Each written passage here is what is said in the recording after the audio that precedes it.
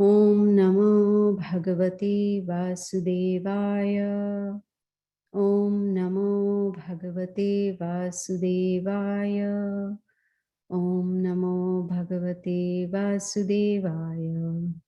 Narayanam Namaskritya Naram Chaiva Narottamam Devim Saraswatim Vyasam Tato Jayamudiraya.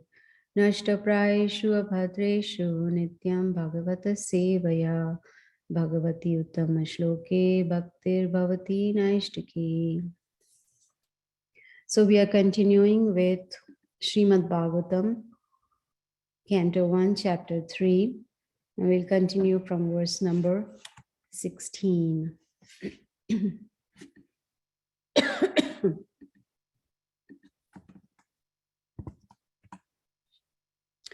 Sura Suranam Udadhim Mathnatam Mandarachalam Dadre Kamatha Rupena Prishtha Ekadashi Vibhuhu. Sura, the theist, Asuranam of the atheists, Udadhim in the ocean, Mathnatam, churning, Mandarachalam, the Mandarachala hill, Dadre, sustain, Kamatha, tortoise, Rupena, in the form of, Pristhe, shell, Ekadashe, the 11th in the line, Vibhuhu, the great. Translation and purport by Srila Prabhupada. Srila Prabhupada ki jai.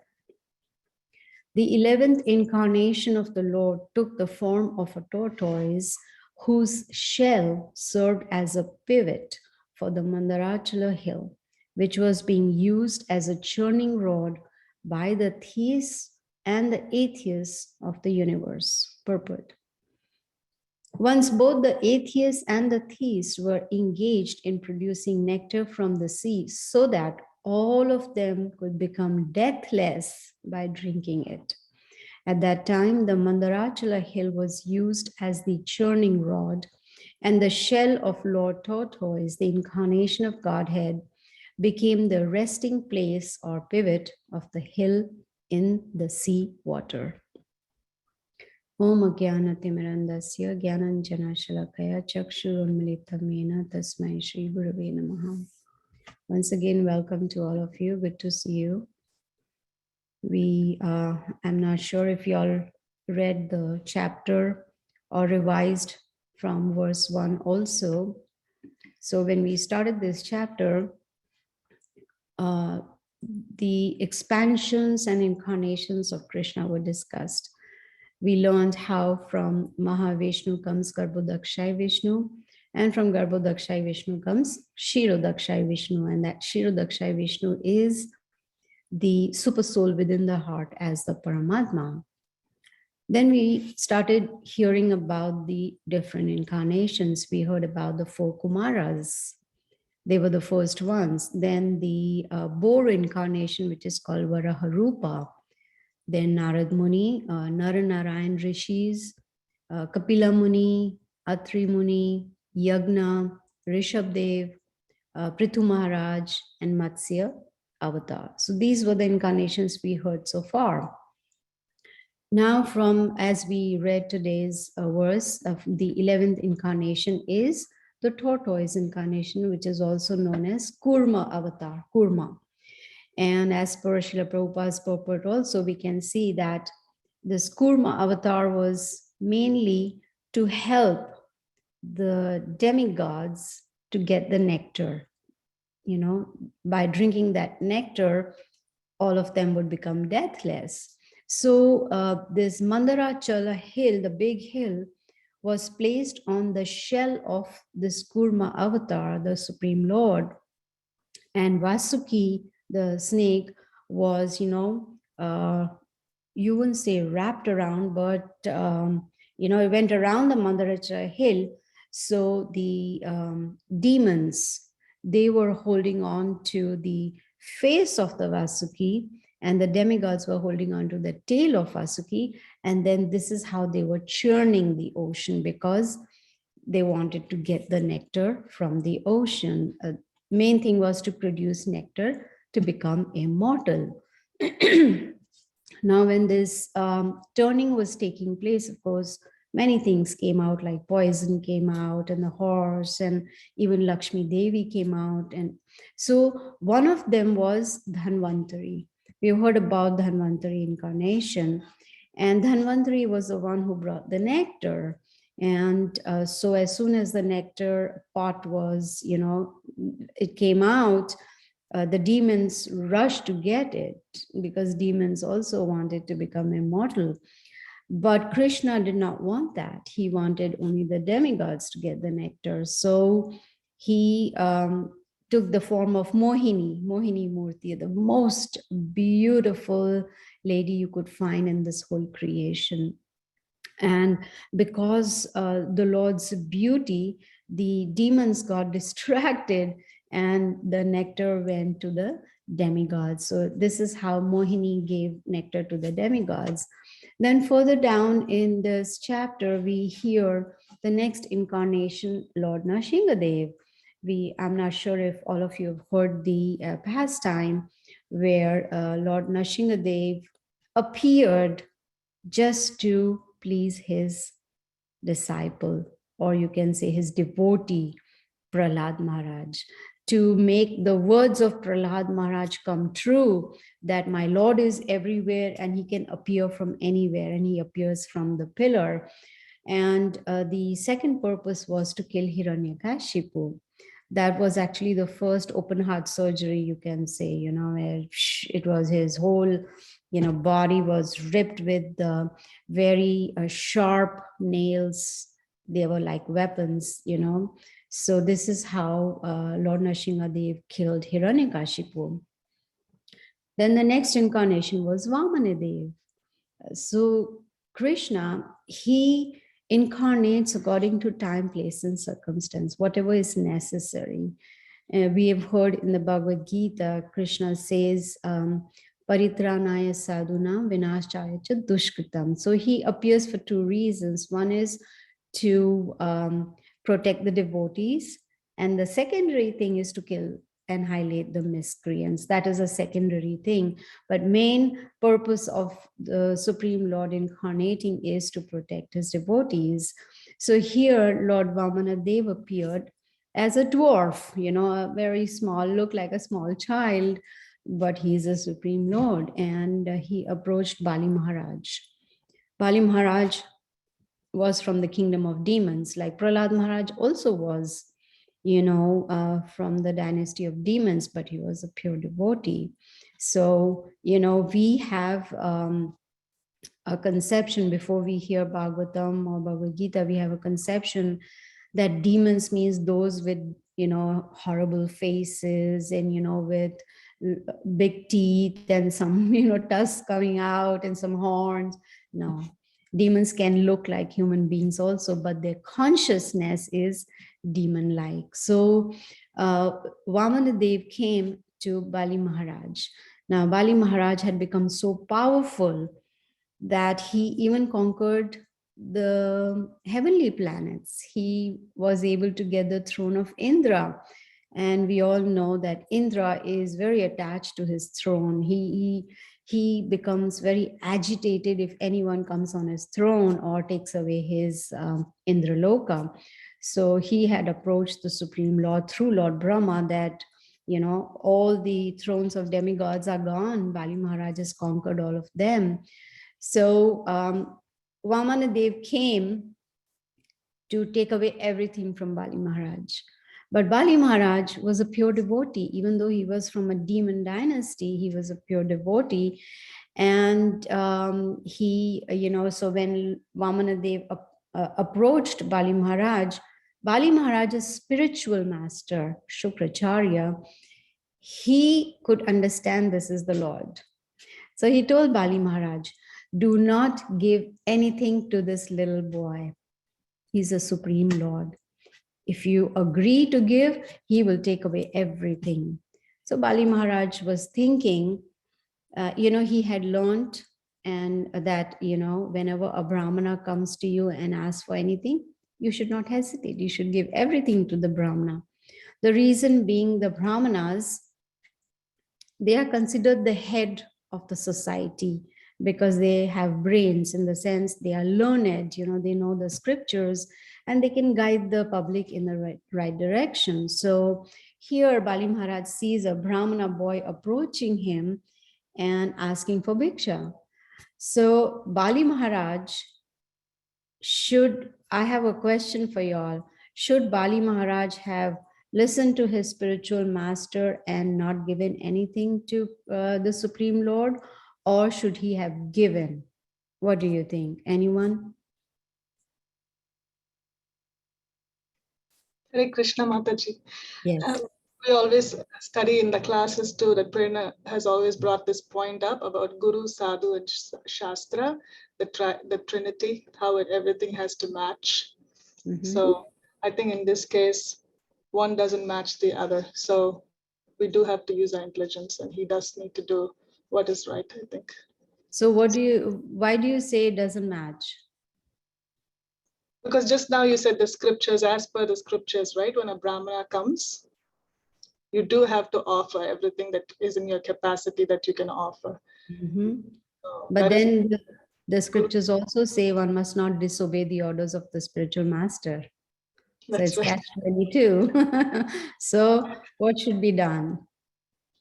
Anyone else? Hare Krishna. Hare Krishna, Rohit. I would say he should not be. Two reasons. One, obviously, the spiritual master said that no, you should not. So Guru is the first one teaching you.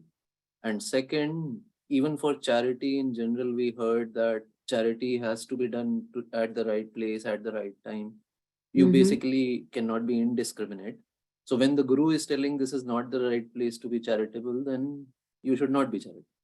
But he is the Supreme Lord, so I guess he appeared in his heart, or I don't know what he did. Hare Krishna. These are very intelligent observations. So the scriptures also say that if the spiritual master is taking the disciple away from the Supreme Lord, then one can disobey the spiritual master. So this is very, very important. So here Bali Maharaj, he knew the scriptures, so he didn't listen to his spiritual master, and he offered the Brahmana, whatever you want. So the Brahmana boy, Vyasadev, he said, I just want a place to put 3 steps of mine. Now the little boy, feet will be little tiny feet, So Bali Maharaj said, well, you can ask a lot more. I have a lot of opulences, You can ask for the whole kingdom or whatever. Vamanadev said, I just need 3 steps. That's all. Wherever I can keep 3 steps, I'm satisfied. He said, sure. So he gave. So what did the Lord do? With 1 step, he covered all the upper planetary systems. With the 2nd step, all the lower planetary systems. And then he told Bali Maharaj, where do I keep the 3rd step? Because I've conquered everything. And Bali Maharaj was very happy that he did not listen to his spiritual master, because he didn't know before that this is the Supreme Lord. But now he understood this has to be the Supreme Lord. So since he didn't have anything else, he bowed down in front of the Lord and said, you can keep your 3rd foot on my head. This is full surrender. He gave himself completely to the Supreme Lord. So this is how he was able to, give the charity that the Lord wanted. And what did Krishna do? He, in one way took away everything from him. And at the same time, he gave him the benediction also. So we can see that I remember hearing that one is never a loser by surrendering to the Supreme Lord. This is what my spiritual master had once told me. One is never a loser. So here Bali Maharaj was not a loser at all. Of course, the spiritual master was very upset, but the scriptures also say that when the spiritual master is taking the disciple away from Krishna, then one can reject that spiritual master. But to do that, we definitely need guidance from advanced devotees. We cannot decide, oh, you know what, my spiritual master said this, and I don't think it's according to the scripture, so reject him now. We must take guidance from advanced devotees to make sure that we are on the right track. So then is the next incarnation is Bhrigupati. Now Bhrigupati, he annihilated the Kshatriya dynasty 21 times. Why? Because the Kshatriyas, they rebelled against the Brahmanas. Now Brahmanas, as I said, are very learned and they're considered the head of the society, so they should be respected. Now here, the talk is not about Brahmana by birth. Unfortunately in India, it's very common where if we are born in a Brahmana family, we consider ourselves Brahmanas, even though we may not be qualified. In the Bhagavad Gita, Krishna has given us all the qualifications of a Brahmana.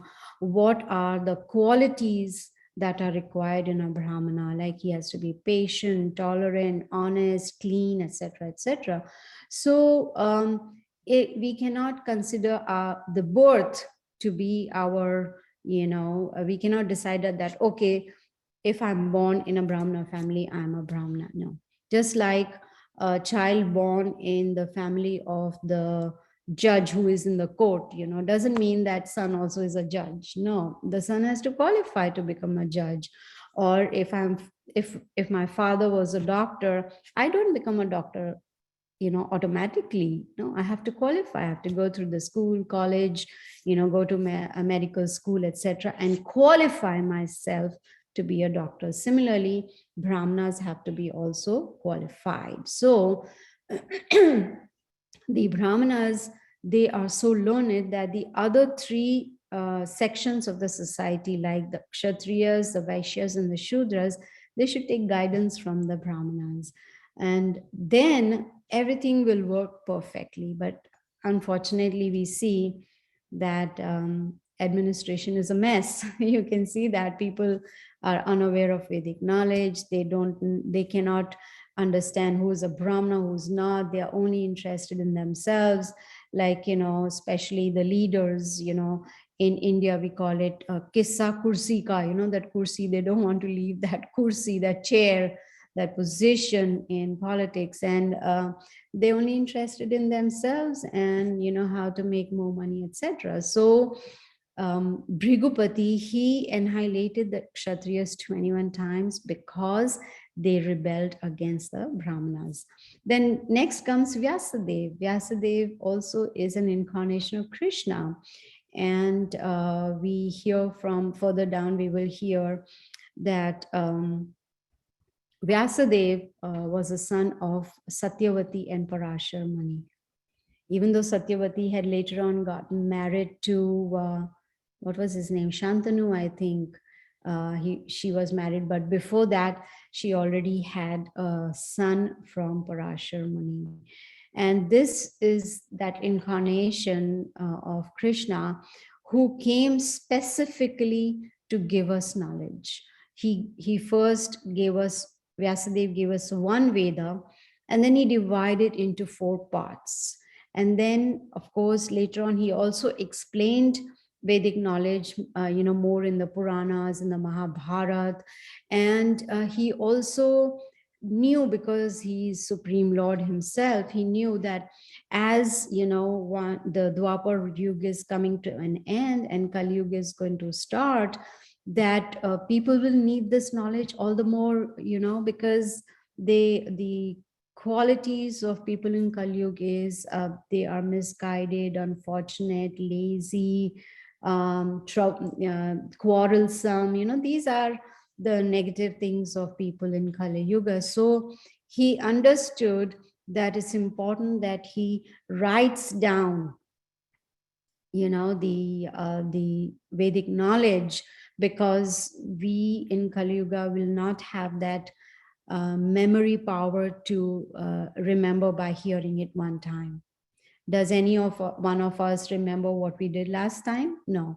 We don't even remember how we started this class. What was the first incarnation? We don't even remember that, because our memory power is much less compared to the other yugas. So he understood, and so he wanted to give us something very simple. For lazy people, if you give a thick book to read, they will keep it on the shelf. But if you give them a small pamphlet, they say, oh yeah, this is readable, and they will read it. Why? Because of laziness. Who is going to read so many pages? Little book, it's okay. That also sometimes it's takes a lot of effort to take it out from the book stand and open it and read. So he was unable, he wrote the four Vedas, but he was unsatisfied. He knew something is missing. And at that time, his spiritual master, Narad Muni, appeared. Now you see, Vyasadev is Krishna himself, but he's accepting a spiritual master, Narad Muni. Why? To set an example for us that even the Lord accepts a spiritual master, to show us that in this, especially in this Kali Yuga, of course in other yugas also they accepted spiritual master, but especially in Kali Yuga, it's very important for us to have a bona fide spiritual master to guide us back to Godhead. So Narad Muni came and he asked him, why are you so morose? He said, I don't know, I don't have any satisfaction. Narad Muni said, the reason is because you did not specifically glorify the Supreme Lord and his pastimes. So that is how he compiled Srimad Bhagavatam.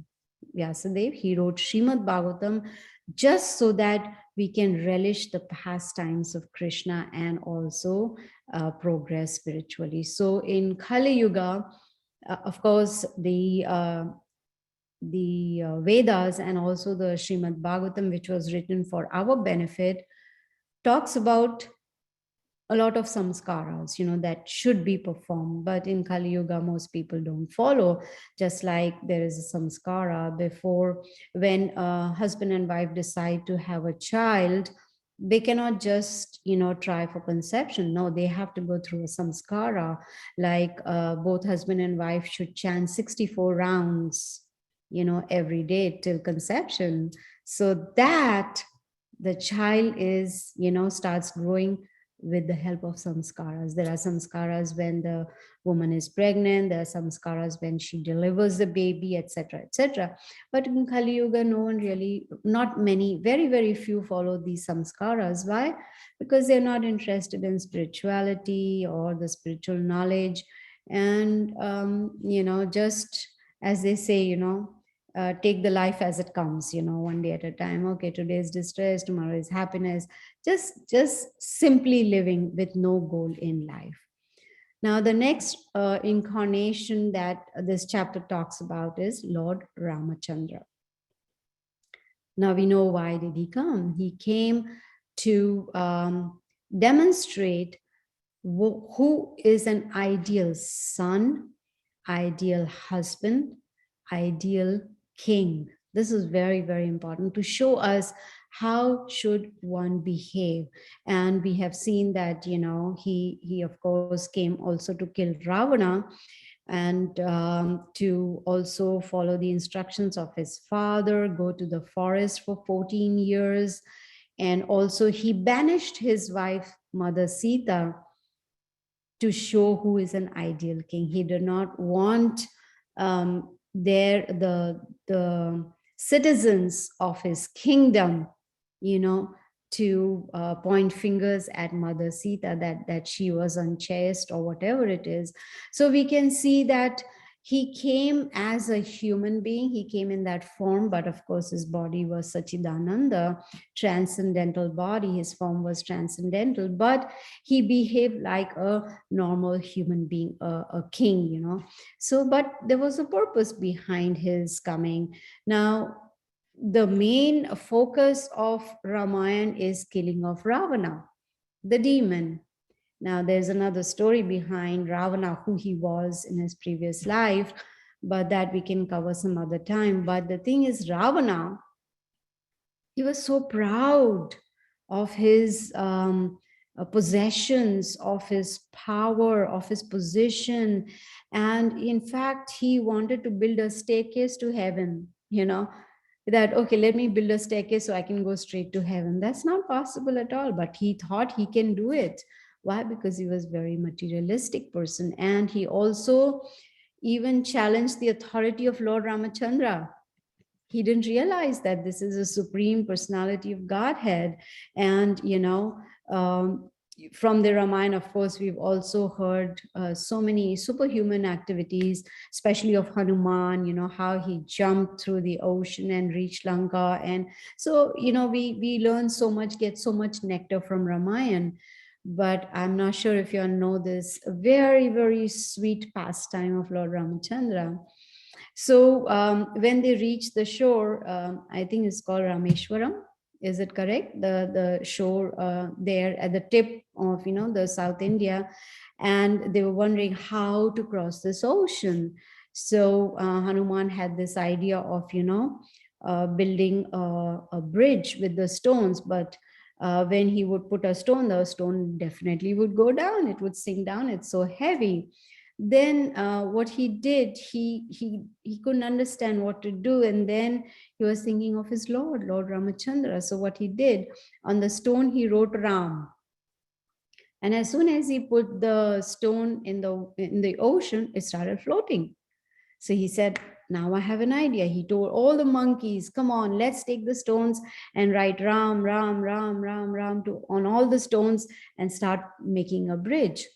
So Lord Ramachandra, he pretended to be unaware. So he came and he thought he will also help. So he took a stone and he put in the ocean, and the stone went down. And he was wondering, what is the difference? They are also throwing stones. I'm also throwing a stone, but it's going down. What does it teach us? From this, we of course learn that weightlessness comes from Supreme Lord, not from the scientists. That is point number one. Point number two is that only with the help of the Supreme Lord can we do whatever we can, like floating the stone in the water. Only because, so if Ram is not there in our life, then what will happen? It's going to drop. That stone is going to, our life is going to drop deep, deep, deep into this ocean of Kali Yuga. So Ram is very, very important. Similarly, Krishna is also very, very important. So that is why we chant every day. Chanting is so important. Srila Prabhupada says 99% of our spiritual progress depends on chanting. Chanting is very, very important. Just like when we are diseased and we go to Dr. Jayashree and we say, okay, here is my ailment. What is the solution? She'll prescribe, say, okay, these are the medicines, but she'll also give the dosage that you have to take this medicine for X number of days, for X number of times every day. Similarly, for us, we are diseased because of Maya, the influence of Maya. So for us, the dosage is 16 rounds every day. Only then we will be able to remove the disease of Maya from ourselves. So chanting is very, very, very important. Now look at, we talked about this weightlessness. So many planets are floating in the air. How? Gigantic planets are floating in the air and none of them clash with each other. Have you ever heard Earth clashing with Sun or the moon? No. This is all perfectly done by the Supreme Personality of Godhead. So this is the power of Krishna. Now, the very next incarnation, you would not call it incarnation, definitely, because Krishna and Balram, they came in their original forms. So we don't consider them as incarnations. Krishna himself states that he came in his original form as Krishna, and Balram, his first expansion, also came in his original form, and they came in the Yadu dynasty, just so that they could help, remove the burden from the earth, because there were so many irreligious people. That's why the Kurukshetra war took place, where millions, I believe 640 million people died over there. And so to remove the burden from the earth. So Krishna and Balram, they are the original Supreme Personality of Godhead, not an incarnation. Why? Because even Balaram, he is the first plenary manifestation of Krishna.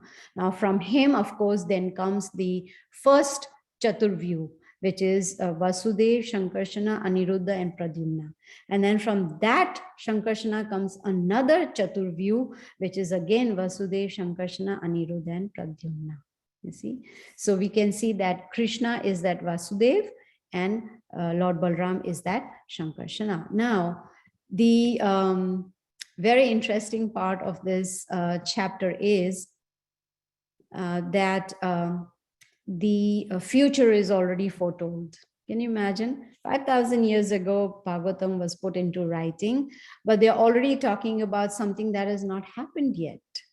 You see? So, for instance, 5,000 years ago, it was already mentioned that in the beginning of Kali Yuga, Krishna would come as Lord Buddha. And he came 2,600 years ago. And there was a purpose behind it. Even though in the Bhagavad Gita 15th chapter, Krishna says, Vedescha sarver aham eva vedyo vedanta krit vedavid eva chaham. Krishna says, I am the compiler of the Vedas. I am to be known by the Vedas. You know, I am the sole reason for the Vedas. So now the people in Kali Yuga, they started following the Vedas, but according to their convenience. For instance, Vyasadev, in one portion of Vedas, he has talked about animal sacrifice.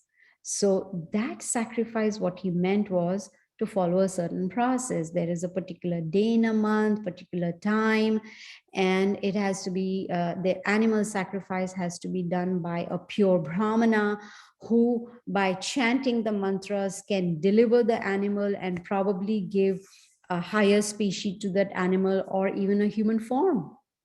But in Kali Yuga, such Brahmanas do not exist. There are no pure Brahmanas who can light a fire sacrifice with mantras. How many of you have come across any Brahmana without using a lighter or a matchstick? He can start the fire. Have you? No, because such Brahmanas don't exist in Kali Yuga.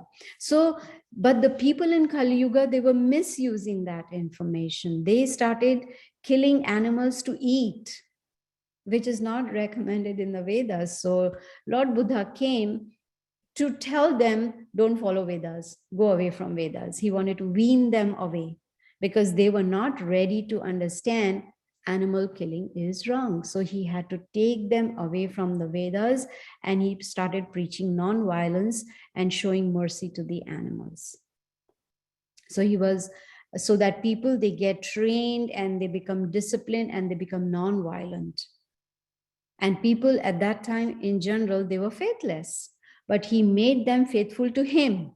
So they listened to him and they stopped the animal sacrifice. That was the only purpose of Lord Buddha, to come and, you know, take people away from animal killing. Of course, later on, the Supreme Lord, you know, sent Lord Shiva as, you know, Shankaracharya to bring them gradually back to the Vedas once that animal sacrifice was stopped. So animal sacrifice in Vedas, you know, is, one needs to understand it very, very clearly and not just come up with their own concoction or their own speculation. No, it's animal sacrifice in Vedas is not for personal sense gratification. Now, it may appear that Lord Buddha, he was teaching atheism, you know, that, you know, don't follow the Vedas, there's no God, there's blah, blah, blah. But no, he just wanted to take them away, you know, just like when the child is being very mischievous. So if we tell the child, you know, if he's eating mud, we say, don't eat, don't eat, don't eat. Is the child going to listen? No. But if we distract the child to something else, give a better toy or a rasgulla or something, then child will automatically leave eating mud. That is what Lord Buddha did. He just, he weaned them away. He just wanted to stop the unrestricted, you know, animal killing. So it's important to understand that there, for each incarnation of Krishna, there's a purpose behind it. There's a reason, and it comes according to time, place, and circumstance. So that is what it is. Now, of course, the future, as I said, is already foretold in Srimad Bhagavatam. And it talks about the next incarnation, which is Kalki, and which is going to come at the end of Kali Yuga. This is also mentioned in the Bhagavatam. Now we have the total duration of Kali Yuga is 432,000 years, out of which we have finished 5,000. That's when Kali Yuga began. So we still have 427,000 years to go before Kalki appears. Now, what is very interesting to know is that Vyasadev gave the name of Kalki's father and the village 5,000 years ago.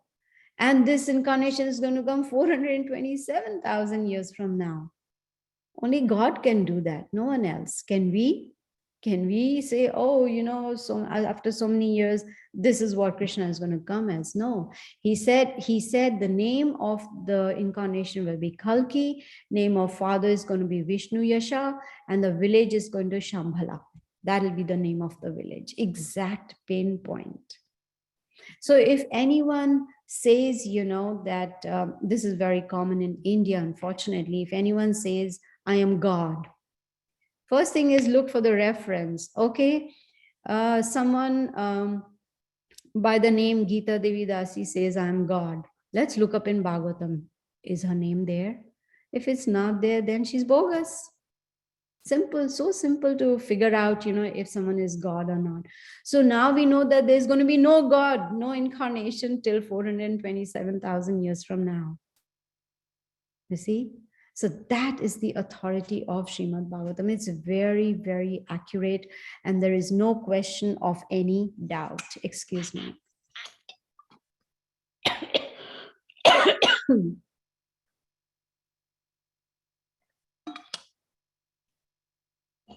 So we can see that Vyasadev, who is Supreme Lord himself, he very clearly predicted, not just predicted, but knew for sure that he himself, Krishna himself, is going to come as Kalki. So we can see that there are innumerable incarnations. They are compared to rivulets flowing from inexhaustible sources of water. What a nice description. If you read this chapter, one of the verses, you know, gives such nice explanation about innumerable incarnations. There are so many, unlimited, that we cannot mention all of them.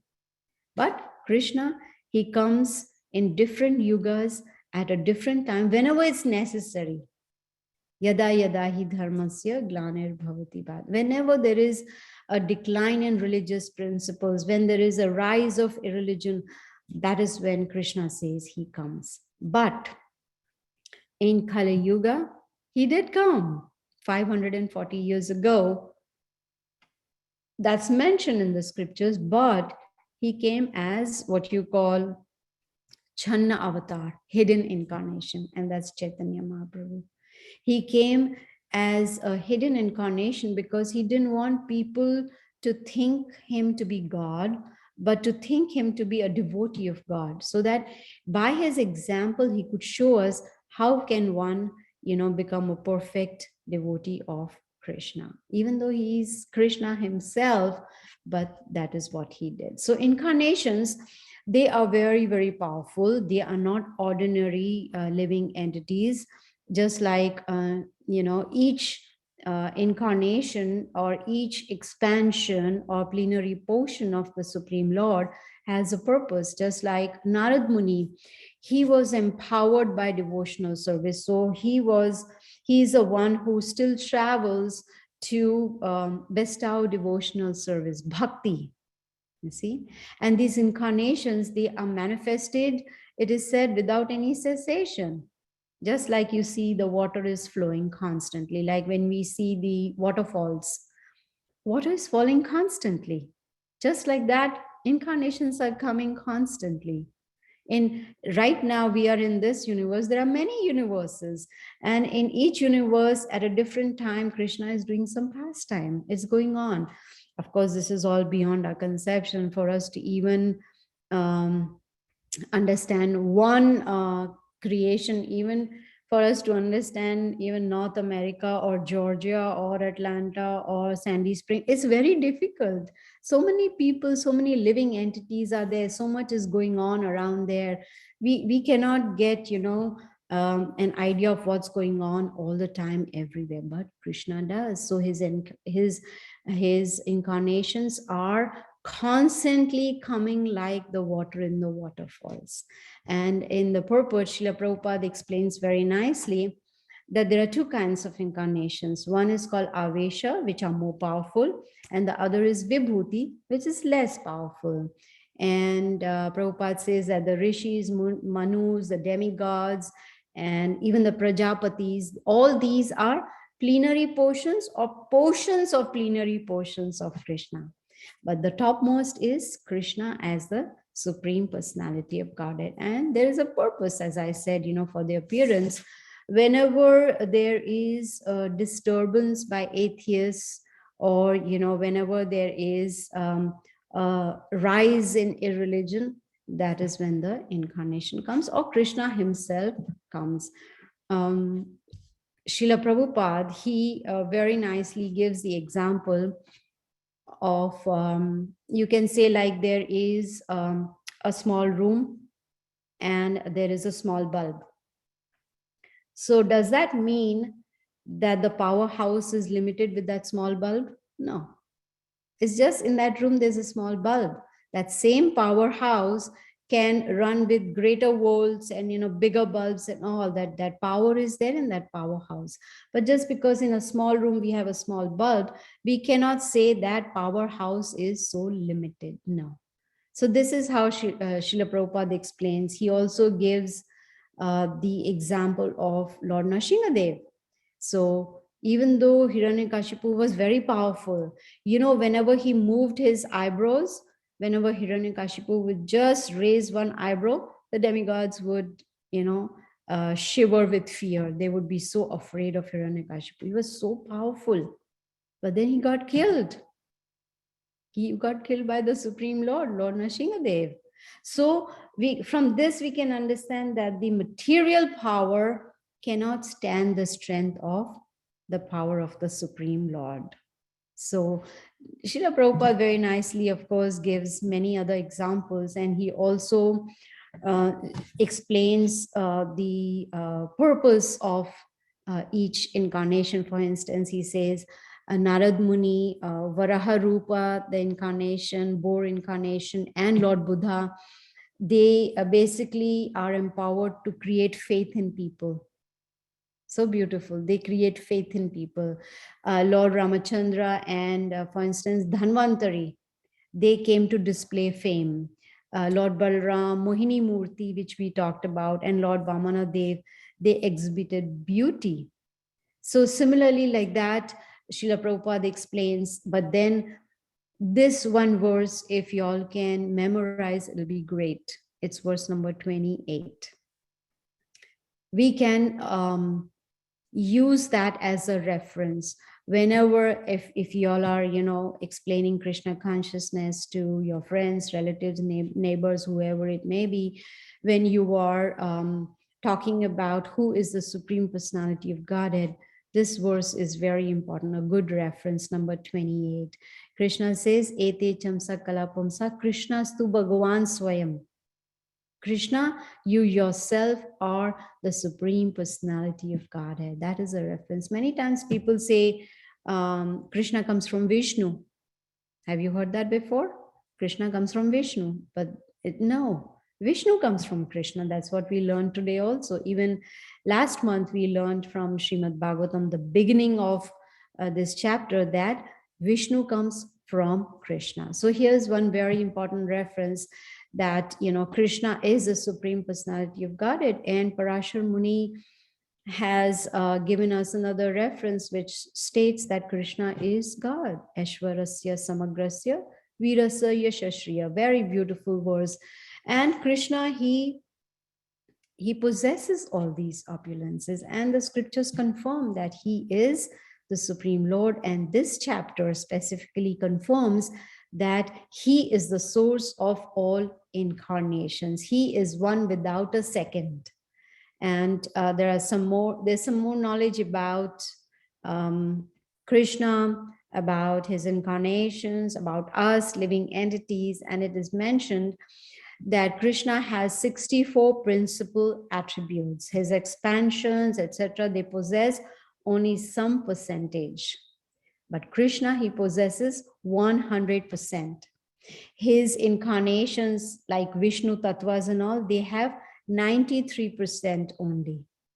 And for instance, it says, Bhagavatam says, Lord Shiva possesses only 84%.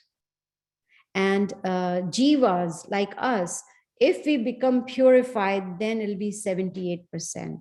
But as conditioned souls, it's in very minute quantity. And it is considered that Lord Brahma is the most perfect living being amongst us. And he also can possess only 78%. So we can see that the demigods, they have less percentage compared to Krishna. And we living entities, we also can go only up to 78% of those attributes. One can become Lord Brahma according to the Vedas. There's a process mentioned. But it takes many, many, many, many lifetimes to become Lord Brahma, which means practicing that portion of Vedas for many lifetimes, then one can become Brahma. But no one can become Shiva, Vishnu, or Krishna. No one can become that.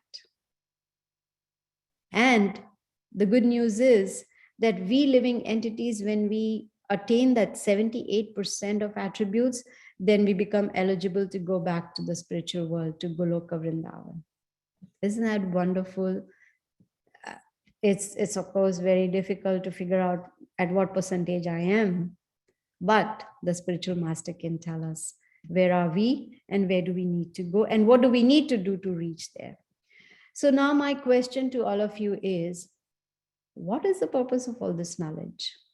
All that we heard just now. Any answers? What is the purpose of all this knowledge?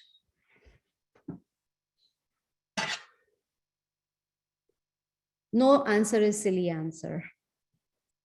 So go ahead.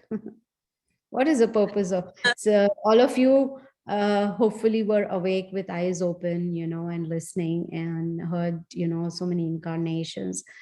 So what is the purpose of all this? Hare Krishna. Yes. It is to understand Krishna better, so we will start loving him more. Exactly. And understanding his names. Yes, to understand who Krishna is, what is his position, and how great is he, and as you said, to build a relationship with him. Now, to do that, we definitely need training and guidance. So associating with devotees, learning from them, putting it into practice, that is how we will be able to advance. And just our endeavor is not sufficient. We need the mercy of Guru and Krishna. And now the question will be, how will we get their mercy? It's very, very simple. When the Guru sees that we are sincerely endeavoring to chant 16 rounds, to read or hear Srimad Bhagavatam, to associate with devotees, then the Guru is very pleased. And when the Guru is pleased, Krishna is automatically pleased. So all of us, we have got this opportunity to hear Bhagavatam, Bhagavad Gita, to associate with devotees. It's not by chance. We have performed a lot of piety in our past that we've got this opportunity. Now, what do we do with this opportunity that we have? We have two options: to let it go or to make full use of this opportunity. Important to understand is bhakti is not casual at all. It's very serious business, So since we have this opportunity, we should not waste it. We should take full advantage of it and focus ourselves. And the very first step of, for instance, you can take the first step to take towards Goloka Vrindavan, the spiritual world, is chanting 16 rounds. So when Krishna will see our sincere efforts, he's going to bless us. Tesham satata yuktanam bhajatam priti purvakam dadami buddhi yogam. Buddhi is intelligence. Krishna says, I give the intelligence. Intelligence doesn't come from us. Krishna is the one who gives the intelligence, but there is a requirement. He says, if you do this, then you will get the intelligence. And what is that? He says to worship me with love and devotion. And the first thing that Krishna wants is to chant his holy names. Hare Krishna, Krishna Krishna, Hare Hare, Hare Ram, Ram Ram, Hare Hare. So that is our, as you can say, the life jacket. We are drowning in Kali Yuga, and that is our life jacket, which can save us. So this is how we conclude verse 28, and we will continue with 29 next time. So